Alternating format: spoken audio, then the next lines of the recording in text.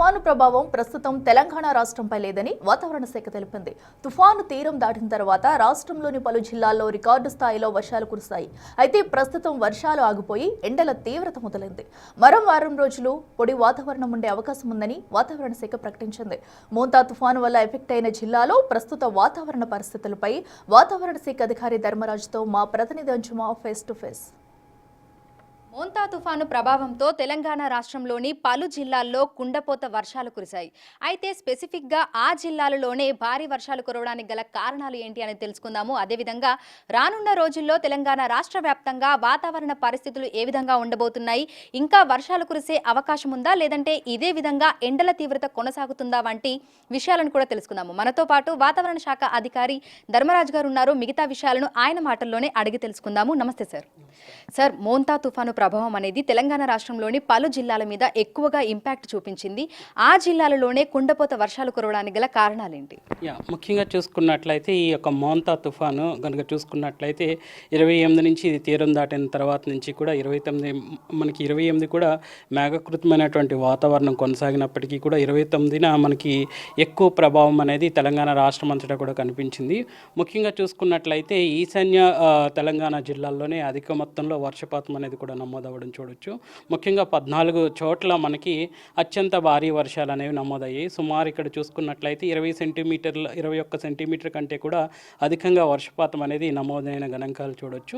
ముఖ్యంగా ఎందుకు ఈ యొక్క జిల్లాల్లోనే అధిక మొత్తంలో వర్షపాతం అనేది నమోదవుతుంది అనగానే ఇటు తుఫాను చూసుకున్నట్లయితే తుఫానుకి నైరుతి దిశగా ఉన్నటువంటి రాష్ట్రం ఏదైతే ఉందో ఆ రాష్ట్రం మీద దీని యొక్క ప్రభావం అనేది కనిపిస్తూ ఉంటుంది. తుఫాను కానీ ఇటు అల్పపీడనాలు కానీ ఇంకా చూసుకున్నట్లయితే వాయుగుండాలు కానీ ఎప్పుడైతే ఇటు తీరాన్ని తాకుతుంటాయో ఆ తీరాన్ని తాకిన తర్వాత దీనికి నైరుతి దిశగా ఉన్నటువంటి అటు ఏ జిల్లాలైనప్పటికీ రాష్ట్రాలైనప్పటికీ ఆయా యొక్క ప్రభావం అనేది ఆ నైరుతి దిశలో అంటే సౌత్ వెస్ట్ సెక్టార్లో ఉన్నటువంటి రాష్ట్రాల మీద ఎక్కువగా ఉండే అవకాశం కూడా కనిపిస్తుంది. సో ఒక విధంగా చూసుకున్నట్లయితే అంతర్వేది పాలెంలో మనకి ఈ యొక్క కాకినాడ మచిలీపట్నం దగ్గరలో ఈ యొక్క మనకి ఈ యొక్క తుఫాన్ అనేది తీరాన్ని క్రాస్ అయినప్పుడు తర్వాత దీని యొక్క ప్రభావం కూడా ముఖ్యంగా కొంచెం కిందకే మనం అంచనా ప్రకారం కొంచెం కిందకి క్రాస్ అయినప్పటికీ కూడా దీని యొక్క ప్రభావం అనేది ఈ యొక్క ఆంధ్రప్రదేశ్ సరిహద్దులుగా ఉన్నటువంటి తెలంగాణ రాష్ట్రం మీద పడిందనే చెప్పాలి. ముఖ్యంగా చూసుకున్నట్లయితే ఈ యొక్క నైరుతిగా ఉన్నటువంటి రాష్ట్రం ఎండుగానే మన తెలంగాణ రాష్ట్రం ఫాలో అవుతుంది. సో మనం అంచనా వేసిన ప్రకారం ముందుగా చూసుకున్నట్లయితే వరంగల్, మహబూబాబాద్, హనుమకొండకి మేము ఈ యొక్క అంచనా వేయడం జరిగింది. తర్వాత క్రమేపీ తీవ్రతను బట్టి సుమారు మనకి 8 జిల్లాలకు ఈ యొక్క రెడ్ హెచ్చరికలు అనేవి కూడా జారీ చేయడం జరిగింది. సో అనుకున్న ప్రకారం మనకి ఈ యొక్క తీవ్రత అనేది కొనసాగినప్పటికీ కూడా మన హెచ్చరికలు ముందుగానే 3 జిల్లాలకు ముందుగా రెడ్ హెచ్చరికలు అనేవి జారీ చేయడం జరిగింది. తర్వాత మేఘం యొక్క తీవ్రతను బట్టి కూడా ఈ యొక్క జిల్లాలు అంటే రెడ్ హెచ్చరికలు అనేవి ఎప్పటికప్పుడు మార్చడం కూడా జరిగింది. సో ఒక విధంగా ముందస్తు హెచ్చరికలు అనేవి ఇవ్వడం వల్ల ముఖ్యంగా ఈ యొక్క జిల్లాల్లో ఉన్నటువంటి లోతట్టు ప్రాంతాల్లో ప్రజలు ఎవరైతే ఉన్నారో ప్రాణ నష్టం వాటిల్లకుండా ఉండడానికి ఈ యొక్క సమాచారం ముందస్తు సమాచారం అనేది ఉపయోగపడుతుంది. గత సంవత్సరం కూడా చూసుకున్నట్లయితే మన్నేరులో మనకి అధిక మొత్తంలో వర్షపాతం అనేది కూడా నమోదైన సందర్భాలు మనం చూసాం.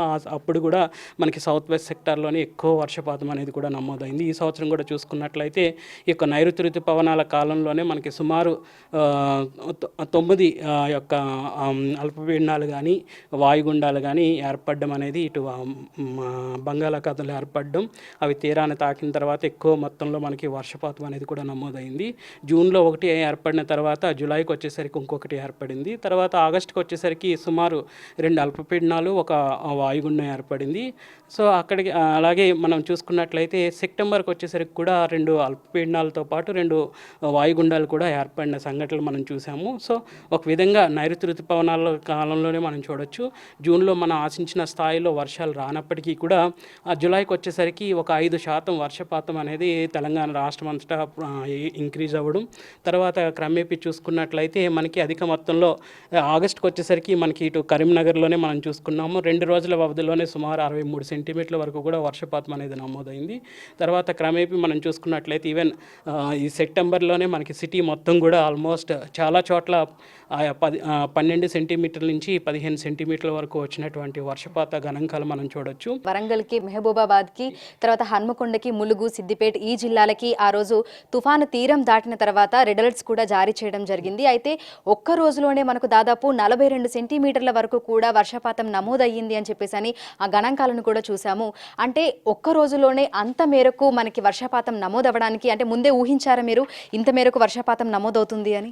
ఒక విధంగా తీవ్రత అనేది మనం చూసుకున్నట్లయితే మనకు వచ్చేసరికి రెడ్ అలర్ట్ అనగానే మనకి ఎప్పుడైతే వర్షపాతం తీవ్రత అనేది 21 సెంటీమీటర్ వరకు ఉంటుందో అంతవరకు కూడా మనం రెడ్ అలర్ట్ అనేది జారీ చేయడం అనేది జరుగుతూ ఉంటుంది. ఎరుపు రంగు హెచ్చరికలు అనేవి జారీ చేయడం జరుగుతుంది. బట్ ఈ 37 సెంటీమీటర్లు వర్షపాతం అనేది కానీ మనకి చూసుకున్నట్లయితే గత 30వ తారీఖు అక్టోబర్లో వచ్చినట్టు గణాంకాలు నమోదైన వర్షపాత గణాంకాలు కనుక చూసుకున్నట్లయితే హనుమకొండలోనే మనకి 39 సెంటీమీటర్ల వరకు కూడా వర్షపాతం అనేది నమోదైంది. ముఖ్యంగా చూసుకున్నట్లయితే భీమదేవపల్లిలో మనకి 39 సెంటీమీటర్లు అనగానే ఒక విధంగా చూసుకున్నట్లయితే మనం అంచనా అంటే ఇక్కడ భారీ వర్షం అంటే అత్యంత భారీ వర్షం వస్తుంది అనేది చెప్పగలుగుతాం. కానీ 39 సెంటీమీటర్లు అనగానే ఒక 100 సంవత్సరాల వ్యవధిలో అక్టోబర్లో వచ్చినటువంటి వర్షాలు కనుక చూసుకున్నట్లయితే గణాంకాలు కనుక తీసుకున్నట్లయితే ఇది ఒక రికార్డు కింద కూడా చెప్పొచ్చు. అలాగే చూసుకున్నట్లయితే ఓవరాల్గా రికార్డు అంటే ఒక 12 నెలల వాతావరణ పరిస్థితులు కనుక చూసుకున్నట్లయితే 1903లో మనకి ఇంత తీవ్రతతో వర్షాలు అనేవి వచ్చాయి. సో తర్వాత కనుక చూసుకున్నట్లయితే తర్వాత ఇవి ఓవరాల్గా ఆల్ టైమ్ రికార్డ్ కింద ఉంటాయి. ఒకవేళ అక్టోబర్ నెలలో వచ్చినటువంటి ఈ యొక్క వర్ష తీవ్రత కనుక తీసుకున్నట్లయితే ఇది ఓవరాల్గా 100 సంవత్సరాల్లో ఆల్ టైమ్ రికార్డుగా కూడా నిలుస్తుందని చెప్పొచ్చు. అయితే ప్రస్తుతం పశ్చిమ మధ్య బంగాళాఖాతంలో పరిస్థితి ఏ విధంగా ఉంది? సినాప్టిక్ ఫీచర్స్ ఏమైనా ఉన్నాయా? ప్రస్తుతం కనుక చూసుకున్నట్లయితే ఈ యొక్క తీవ్ర తుఫానుగా తీరాన్ని దాకడం, తర్వాత తీవ్ర తుఫానుగా క్రమేపీ ఏ విధంగా అయితే బలపడిందో అదేవిధంగా క్రమేపీ బలహీనపడిన గణాంకాలు మనం చూడొచ్చు. ప్రతి 6 గంటలకి ఈ యొక్క తీవ్ర తుఫానుగా ఉన్నటువంటిది కాస్త నెమ్మదిగా ఈ యొక్క క్రమేపీ బలహీనపడడం కూడా చూడొచ్చు.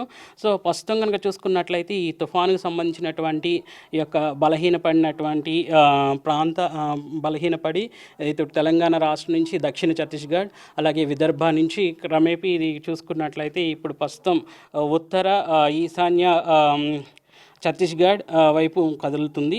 సో క్రమేపీ ఇది బీహార్ జార్ఖండ్ వైపు కూడా కదిలే అవకాశం రానున్న 12 గంటలు కూడా కనిపిస్తుంది. సో ఈరోజు బీహార్ జార్ఖండ్ ఇటువైపు దీని యొక్క ప్రభావం అనేది కనిపిస్తుంది. తర్వాత క్రమేపీ ఇది బలహీనపడే అవకాశం కూడా కనిపిస్తుంది. అయితే ప్రస్తుతం చూసుకుంటే తెలంగాణ రాష్ట్ర వ్యాప్తంగా మళ్ళీ ఎండ తీవ్రతను కూడా చూస్తున్నాము. విపరీతమైనటువంటి ఎండ ఉక్కపోత వాతావరణం కూడా ఉంటుంది.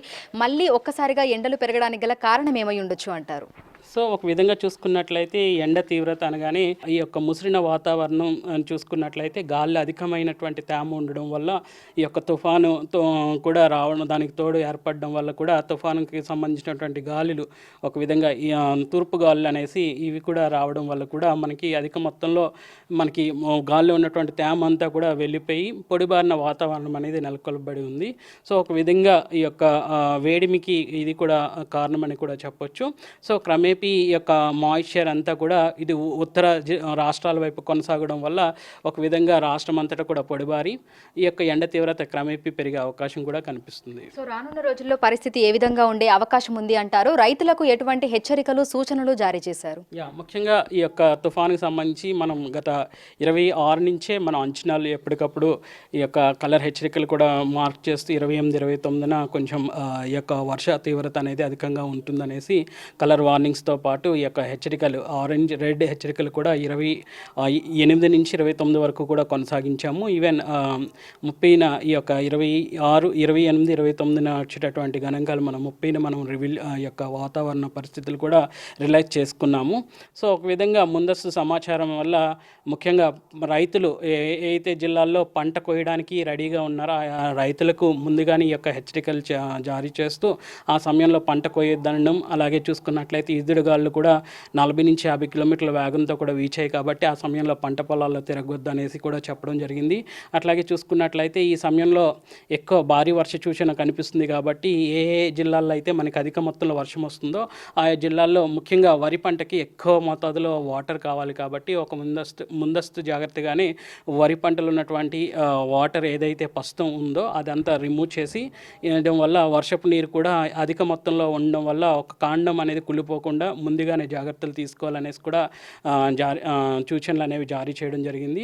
ఇంకా పత్తి చేను కోసే రైతులు ఇటు దక్షిణ తెలంగాణలో పత్తి పంట కోసే రైతులకు కూడా మనం ఎప్పటికప్పుడు హెచ్చరికలు అనేవి కూడా ఈ యొక్క మన అగ్రికల్చర్ యూనివర్సిటీస్ ద్వారా కూడా ఈ యొక్క వాతావరణ సూచనలు సమాచారం కూడా ఆ యొక్క నివేదికల్లో పొందుపరచడం, ఈ యొక్క పొందుపరిచిన సమాచారాన్ని ఎప్పటికప్పుడు వ్యవసాయ శాఖ యూనివర్సిటీస్ నుంచి ఆయా అధికారులకు కూడా సంబంధించిన అధికారులకు కూడా చేరవేయడం అనేది కూడా జరిగింది. సో నవంబర్ మొదటి వారంలో పొడి వాతావరణమే కొనసాగే అవకాశం ఉందా? రైతులు ఎవరైతే ఇప్పుడు వరి కొయ్యాలి అనుకుంటున్నారో లేదంటే పత్తి తీయాలి అనుకుంటున్నారో ఆ రైతులు ఈ కాలానికి అనుగుణంగా వారి పనులు వారు చేసుకోవచ్చు అంటారు. ప్రస్తుతం కనుక చూసుకున్నట్లయితే రాష్ట్రంలో పొడిబారిన వాతావరణం అనేది కొనసాగుతుంది.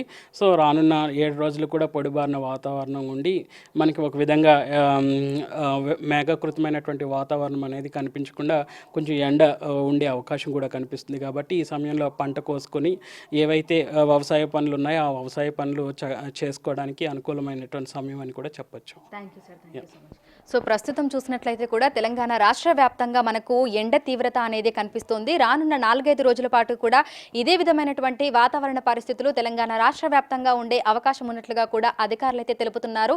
ఇక రైతులు వరి కొయ్యాలనుకున్నా లేదంటే పత్తి తీయాలనుకున్నా కూడా ఇది అనువైన సమయం అంటున్నారు. వ్యవసాయ పనులు చేయాలనుకునే వారు కూడా చేసుకోవచ్చు అని కూడా అధికారులు అయితే తెలుపుతున్నారు. విడుదల రాజుతో అంజుమ బిగ్ టీవీ, హైదరాబాద్.